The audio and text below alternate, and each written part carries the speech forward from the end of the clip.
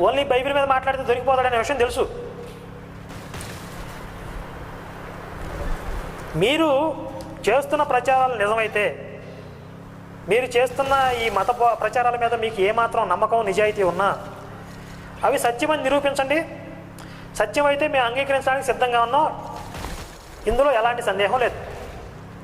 అలాగే సత్యం కాకపోతే మీరు వాటిని వదిలిపెట్టడానికి కూడా మీరు సిద్ధంగా ఉండాలి.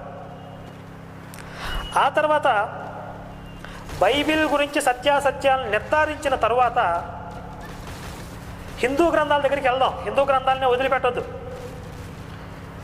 హిందూ గ్రంథంలో కూడా ఎంత సత్యం ఉందో వాటిని కూడా పరిశీలిద్దాం. అసత్యం అని తేలిన వాటిని పక్కన పెట్టేద్దాం. 100% ఈ విషయంలో మీకు కమిట్మెంట్ ఇస్తాం. కానీ ముందు బైబిల్ గురించి ఎందుకు మాట్లాడాలి అంటే, బైబిల్ని పట్టుకుని మీరు ఇంతమంది విశృంఖలంగా ప్రచారం చేస్తున్నారు కనుక, హిందువుల్ని మోసం చేస్తున్నారు కనుక, ఇది తప్ప